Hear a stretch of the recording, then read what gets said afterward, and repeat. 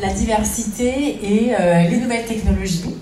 Donc, avant justement de commencer un peu mon exposé, je vais vous raconter une histoire qui m'est arrivée avant même que je crée Molenbeek il y a 3 ans.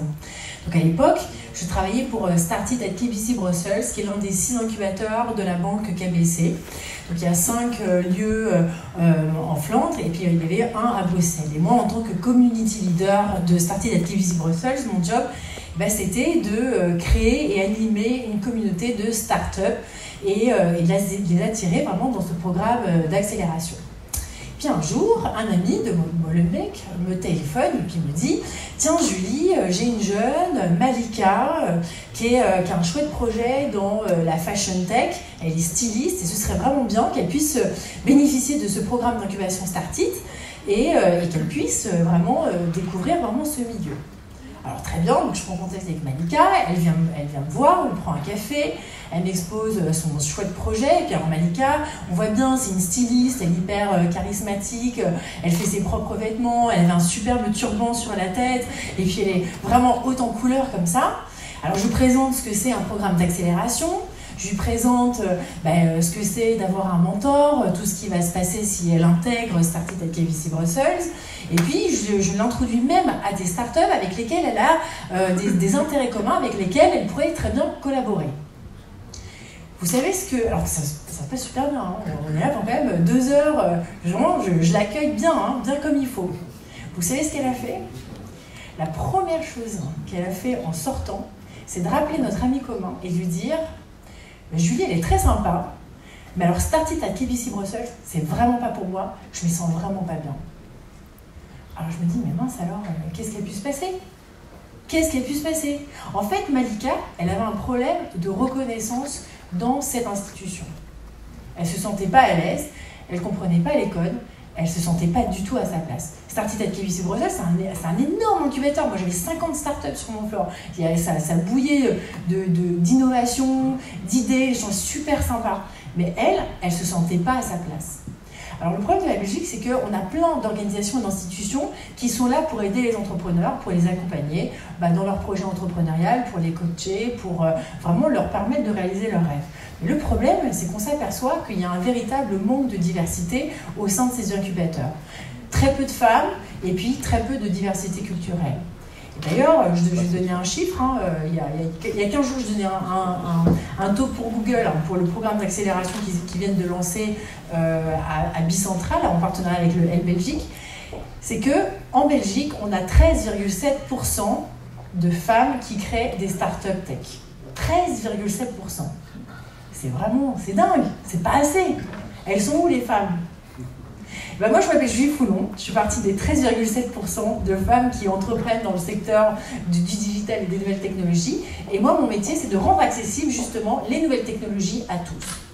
Alors, j'ai créé en 2011 une plateforme qui s'appelle Girly, qui parle des nouvelles technologies pour les femmes. Et l'idée, c'est vraiment d'inclure toutes ces femmes dans ce secteur des nouvelles technologies.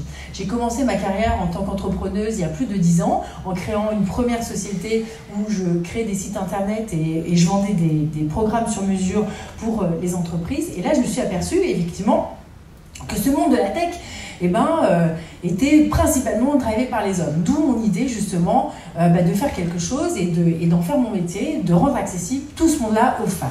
Je suis également la cofondatrice de Molenbeek, qui est un incubateur de start-up et une coding school qui est basée à Molenbeek, que j'ai cofondée en 2016. Alors donc, c'est vrai que, quand je pense à Malika et que je me dis, mince, qu'est-ce qui a pu se passer? Je me dis, avec mon métier de rendre accessible les nouvelles technologies, là j'ai complètement foiré, parce que finalement, elle n'est jamais revenue chez Startit et elle n'a jamais entrepris, ça l'a complètement refroidi. Mais le problème, c'est quoi? C'est que finalement, la scène tech, et vous le savez aussi bien que moi, la scène tech, elle est élitiste. Et c'est un véritable problème, parce qu'elle est composée finalement des mêmes profils. Elle est drivée par les hommes, ça j'en parlais, d'où l'idée de Girly. Et on voit toujours, c'est principalement des hommes blancs qui viennent de classe moyenne, classe supérieure, qui ont fait de belles études. Alors ils utilisent des mots compliqués, ils parlent de notions complexes. Là tout à l'heure il y avait le design thinking. Là.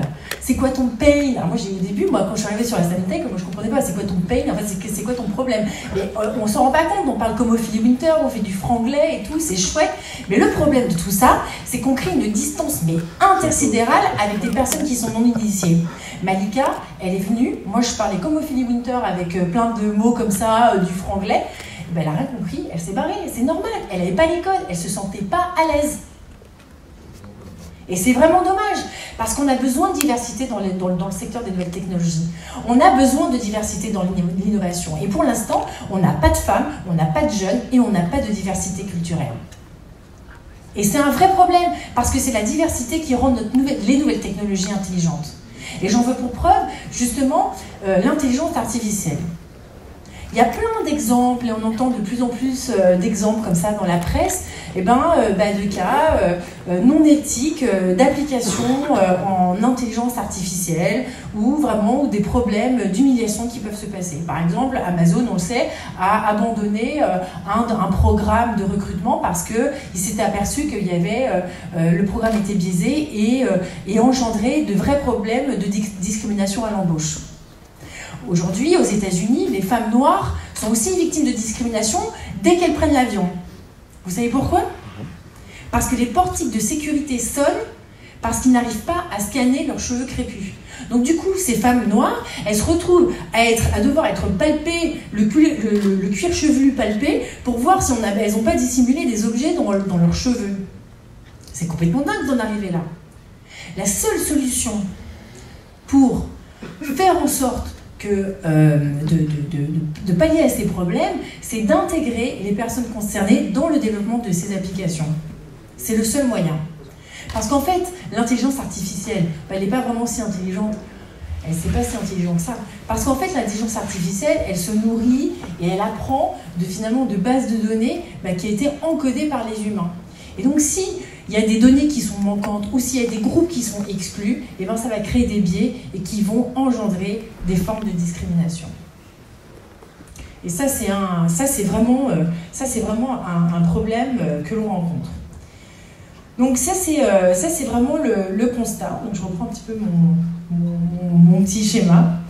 Et donc, effectivement, Malika, avec son problème de reconnaissance dans la Santec, finalement, ça m'a marqué parce que je me suis dit, mais qu'est-ce que j'aurais pu faire justement pour arriver à l'accrocher finalement.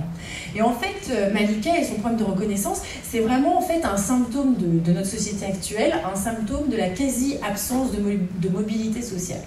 Alors par exemple, on le voit très bien, notamment à Bruxelles, on voit bien, c'est une région qui est composée de 19 communes, mais c'est extrêmement fragmenté. Les gens de la Commission européenne restent entre eux, les riches français de Uccle et d'Ixelles, ils sont scotchés là dans le sud, et puis plutôt les belgo-marocains, ils sont plutôt du côté de Molenbeek. Il n'y a pas de mobilité sociale. Finalement, les gens vivent les uns à côté des autres, sans interaction, ou quasiment, ou très très peu d'interaction. Mais le problème, c'est que à Bruxelles, on a toute une nouvelle génération de jeunes qui arrivent sur le marché et qui sont confrontés à d'énormes challenges et de difficultés pour justement rentrer sur ce marché du travail. À Molenbeek, on a 40% de taux de chômage chez les 18-25 ans, à laquelle on est à 50% chez les 18-25 ans. C'est énorme. Et quand je prends la moyenne de Bruxelles, on est à 21%, ce qui est complètement dingue. Alors donc les jeunes, ils arrivent sur le marché, ils ne comprennent pas parce qu'il y a ce problème de digitalisation qui impacte nos vies totalement. Donc il y a vraiment une transformation digitale. Donc il y a une perte de repères. Ceux qui essaient de continuer leurs études, en fait, ils s'aperçoivent qu'il y a un vrai problème dans ce qu'ils apprennent à l'école et puis les besoins du marché. Et puis ceux qui sont quand même à l'école et qui disent mais voilà, de toute manière, ce que j'apprends, ça va me servir sur le marché, généralement ils quittent l'école et ils se retrouvent relégués à des petits jobs qui présentent aucun intérêt ou un peu de plus-value finalement pour la société. Et donc on se retrouve comme ça avec des jeunes qui vivent dans les mêmes vies et qui sont un peu bloqués dans leur système. Et ça c'est vraiment dommage. Alors effectivement, ce que je disais, c'est que les nouvelles technologies nous ont complètement impactés. On a tous un smartphone dans notre poche, on utilise tous les nouvelles technologies au quotidien, et ces nouvelles technologies ont complètement impacté et transformé nos vies. On utilise maintenant notre smartphone pour faire nos courses en ligne, pour communiquer, pour acheter à manger, pour commander le Uber, pour rencontrer des gens. Tout ce changement d'habitude et de comportement, finalement, impacte en même temps les entreprises. Les entreprises, aujourd'hui, n'ont pas d'autre choix que de s'adapter à cette transformation digitale, à ces nouveaux besoins. Et le pire, c'est que la digitalisation et les nouvelles technologies impactent tous les secteurs et tous les départements de chaque entreprise. Personne n'y coupe. Et on est obligé de s'adapter. Alors les entreprises, elles sont là, c'est super, donc du coup, elles recherchent toutes ces compétences tech. Mais elles sont super compliquées à trouver, parce que les écoles et les universités ne produisent pas assez de jeunes qui sont dotés de ces compétences. Alors il y avait Agoria qui a montré une projection de quasiment 1 demi-million de jobs vacants d'ici 2030. Et Agoria, il dit aussi que... Hier, j'étais à l'Assemblée Générale d'Agoria, d'ailleurs. Ils disent que d'ici 2030, il y a 310 000 personnes en Belgique qui vont perdre leur job parce que leurs compétences ne seront plus utilisées à cause du digital. 310 000 personnes. C'est énorme. Et bien avec Molengeek, on a réussi à trouver un moyen de hacker le système et de faire en sorte d'aligner cette nouvelle génération qui essaie de rentrer sur le marché du travail et qui n'y arrive pas, avec les besoins des entreprises et les besoins en compétences tech actuelles. En fait, en développant un incubateur de start-up doté d'une coding school, en la rendant gratuite, on a réussi à faire en sorte d'activer des talents qui ont été mis en marge de la société parce qu'ils ne correspondaient pas au canon actuel. Donc c'est des jeunes qui ont quitté l'école à 14 ans, qui n'avaient vraiment pas de perspective d'avenir, et on a réussi à les transformer en plus-value. Donc les jeunes ils deviennent en l'espace de 6 mois full stack développeurs. Alors comment est-ce qu'on arrive à faire ça? Surtout qu'on leur dit, aujourd'hui les nouvelles technologies, on n'a pas besoin d'avoir fait d'études pour rentrer dans ce secteur. Ça évolue tellement vite qu'il faut simplement du travail acharné et de la motivation pour pouvoir s'y mettre. Évidemment, on peut devenir finalement développeur, il y a plein d'applications sur la toile qui nous permettent de le faire. On n'a pas besoin d'aller à l'école pour ça. Et c'est la même chose avec l'entrepreneuriat, où finalement c'est une question d'état d'esprit. On n'a pas besoin d'aller à l'école pour devenir entrepreneur. Et si on combine les deux, c'est un merveilleux vecteur d'émancipation sociale. Alors à Molengeek, qu'est-ce qu'on a fait? C'est qu'on a utilisé une pédagogie complètement innovante qui est basée sur du concret. C'est une approche basée sur du learning by doing. Je fais encore mon Ophélie Winter. Donc on apprend en faisant et on arrive à le transformer en créant une autonomie de ces jeunes. Donc évidemment, quand on quitte l'école à 14 ans, on ne sait pas travailler. On n'a pas de méthodologie et généralement on est un peu paumé, on ne sait pas trop comment faire. Et bien la première chose qu'on leur apprend, c'est d'abord à lire une documentation, à apprendre à faire des requêtes pertinentes sur Internet. Et puis petit à petit, on leur apprend des choses à faire, donc on leur apprend les langages de programmation jusqu'à ce qu'ils deviennent parfaitement autonomes au bout de 6 mois. Alors c'est très rigolo parce qu'on est soutenu comme ça par Bruxelles Formation, et puis Bruxelles Formation, 1 an plus tard, rappelle les anciens participants pour voir où est-ce qu'ils en sont. Et un jour, il y a un jeune qui me dit oui, ben moi je dis la vérité, moi j'ai dit à Bruxelles Formation que je code plus, ce que j'ai appris, ça ne me sert plus. Je dis bon, t'as dit ça, mais c'est un peu embêtant pour nous quand même, parce que moi j'aime bien avoir quand même des bons KPIs. Et puis il rajoute, mais en tout cas, moi je leur ai dit, par contre, la seule chose que je retiens, c'est la méthodologie. Parce que maintenant, quand je suis face à un problème et que j'ai pas les connaissances, eh ben, je sais le résoudre. Et moi, j'étais là, mais c'est merveilleux, c'est justement ça qu'on a besoin. C'est, à Molengeek, on vous apprend à faire face à l'inconnu et à faire face à des problèmes, même si vous n'avez pas les connaissances, vous avez la méthodologie pour être autonome et pour pouvoir continuer et avancer et entreprendre. Et c'est ça qu'on voulait leur donner. C'est vraiment ça qu'on voulait leur donner. Alors du coup, à Molengeek, on a des chouettes résultats. On a réussi comme ça à avoir 40% de femmes dans nos coding schools. 40%, mais c'est complètement dingue. Il y a très très peu de femmes dans les formations tech. C'est très rare de les voir. Et bien aussi, on a réussi à mettre en place un environnement qui est suffisamment rassurant et suffisamment accueillant pour permettre l'acquisition de compétences de ces femmes, en créant des rôles modèles, mais en même temps en montrant qu'elles avaient leur place et que même si elles apprenaient à coder à partir de 20 ans, 22 ans, mais c'est pas grave, elles avaient leur place, elles avaient leur mot à dire et surtout qu'elles avaient un véritable intérêt et une vraie plus-value à venir dans ce secteur des nouvelles technologies. On a également 93% de taux de sortie positive. À l'issue de la formation de Molengeek, les jeunes arrivent à trouver un job, ils arrivent à trouver un stage. Il y en a certains qui continuent même leurs études supérieures, mais toujours dans le domaine des nouvelles technologies. Et pour certains aussi, il y en a certains qui vont entreprendre. Alors ça, c'est vraiment, c'est vraiment formidable d'arriver à ces résultats-là.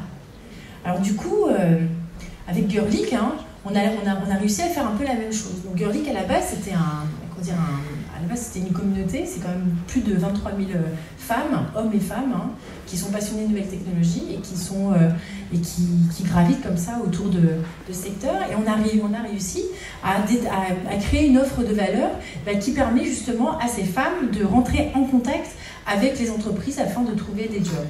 Parce que le problème, finalement, de toutes ces entreprises qui cherchent désespérément des talents, c'est d'arriver à se connecter à ces communautés et arriver à comprendre comment arriver à les recruter, arriver aussi à développer la marque employeur et aussi d'être suffisamment attractif pour que tous ces jeunes puissent les contacter et surtout se connecter à ces entreprises. Et donc, et véritablement, avec Girlik et Molengeek, on a vraiment réussi à hacker le système et à rendre tout ça accessible. Alors maintenant, je vais partager un peu avec vous mes ingrédients, en fait ma recette un peu magique, hein, c'est celle qui fait que ça fonctionne et pourquoi est-ce que ça fonctionne. En fait, quand on crée une communauté, c'est vrai qu'il faut être vraiment à l'écoute de sa communauté. Donc moi, c'est vrai que je suis spécialisée dans la création de communautés tech, puisque même avant Starty, j'étais à la tête du Beta Group, qui était la plus grande communauté de start-up tech.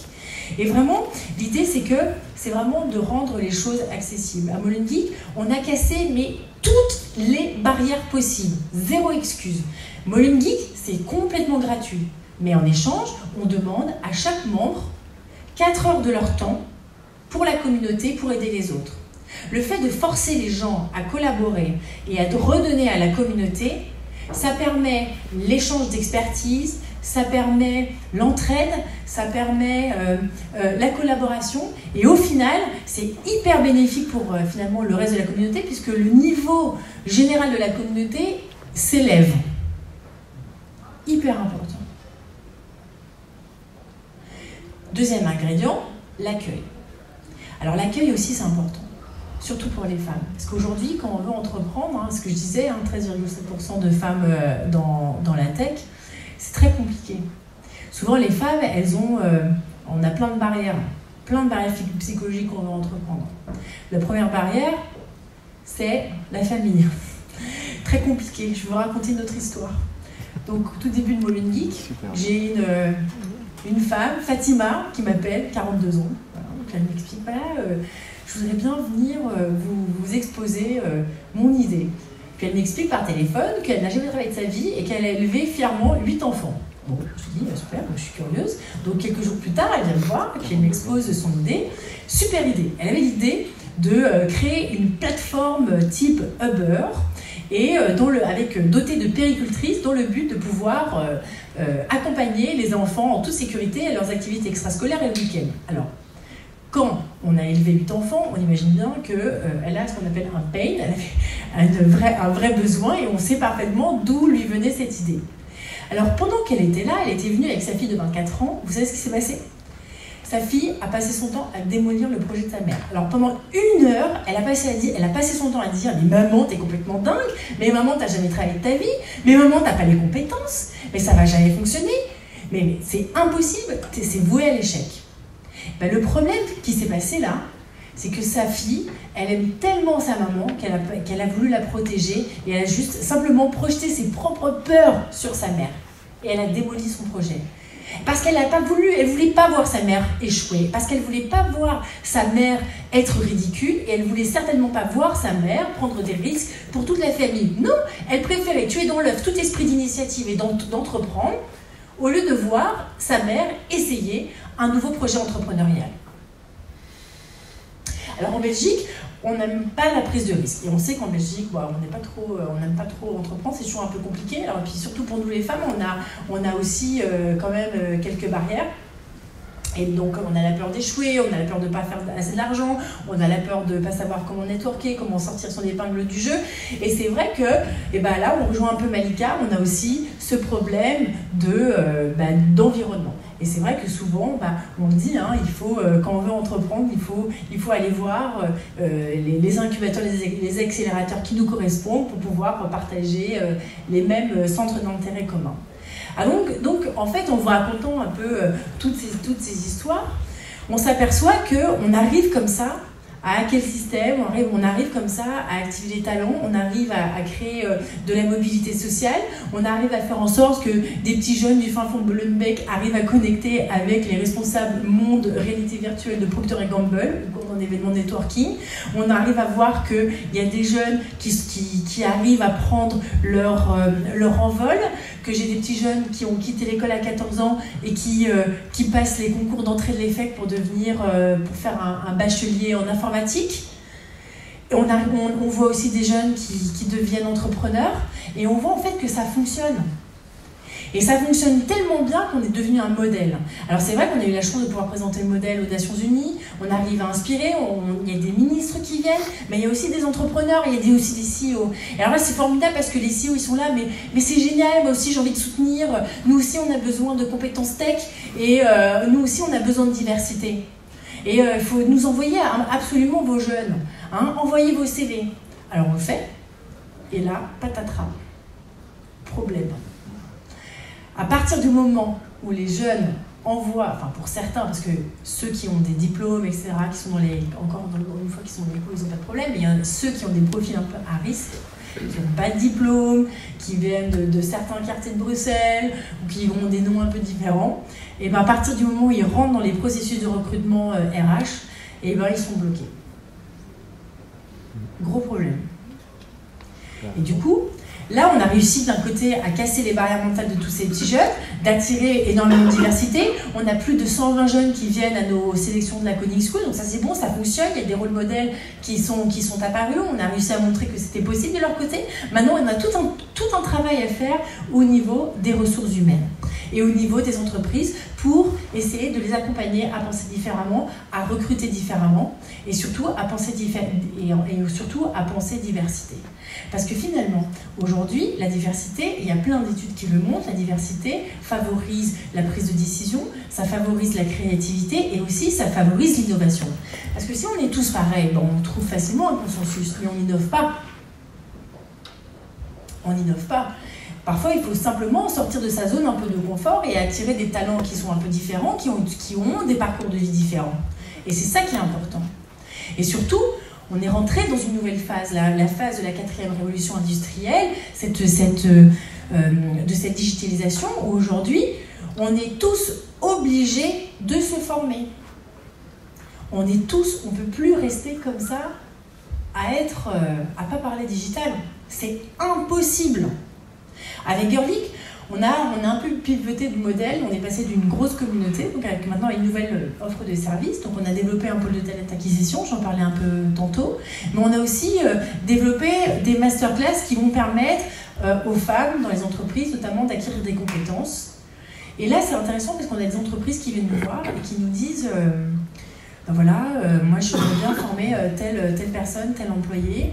Et donc on voit les profils, elles viennent dans nos masterclass et c'est des femmes de 50 ans qui viennent, qui ont encore, elles ont encore 15 ans à travailler et elles sont complètement bloquées. Elles ne parlent pas digital. Elles ne comprennent pas, par exemple, les mécanismes sous-jacents des réseaux sociaux. Donc le pouvoir aussi du digital. Que le digital, c'est pas uniquement les réseaux sociaux, c'est aussi l'automatisation des processus. Il y a plein de choses qui permettent justement d'être beaucoup plus performants. Et en fait, on s'aperçoit que ce qu'on appelle donc l'upskilling, donc c'est le fait de se former et dans le secteur des nouvelles technologies, c'est extrêmement important parce qu'on arrive au travers simplement de petites formations et de masterclass, à casser finalement le plafond de verre et à permettre à toutes ces femmes, et ces hommes aussi, on a aussi des hommes qui viennent, de progresser dans leur carrière. Aujourd'hui, moi je ne peux pas concevoir qu'une femme qui a 50 ans parle pas de digital. Moi je ne peux pas concevoir qu'une femme de 50 ans va encore passer 15 ans de carrière complètement bloquée avec de la pression de sa hiérarchie parce qu'elle ne sait pas utiliser certains outils du digital. C'est fondamental. Aujourd'hui, il faut se former. Il faut se former à tout ça. Alors, vous connaissez tous Instagram. Alors, je donne ça comme exemple. On connaît tous Instagram. Le problème, c'est que Instagram, souvent, vous connaissez ça au travers des yeux de vos enfants. Parce que vos enfants ont Instagram, sont dessus, pareil, Snapchat, etc. Mais aujourd'hui, Instagram a un pouvoir extrêmement important. Ça permet aussi de développer votre marque employeur. Ça permet de booster la visibilité de votre entreprise. Il faut penser un peu différemment. Et donc, c'est important aujourd'hui, et c'est vraiment le propos vraiment de ce soir, et c'est important d'arriver à penser diversité dans vos équipes, parce que au final, ça va amener énormément de valeur pour votre entreprise. Donc voilà, ce que je voulais dire, c'est que vraiment, ce qui est important, donc le message sous-jacent que je vais vous faire passer, c'est qu'aujourd'hui, on peut arriver à lutter contre la mobilité sociale. On peut faire en sorte, et on l'a prouvé avec Molengeek et on le prouve avec Girl Geek aujourd'hui, qu'on peut arriver à briser ces barrières. Tout ce qu'on doit faire, c'est penser autrement et surtout penser diversité, parce que la diversité, c'est ce qui rend, c'est ce qui rend la technologie plus innovante. Et la diversité, c'est ce qui va permettre de lutter contre les discriminations auxquelles on peut faire face dans notre société. Donc, pensez différemment, think out of the box. Je refais mon Ophélie Winter et vous verrez, ça va payer et ce sera intéressant pour vous. Merci.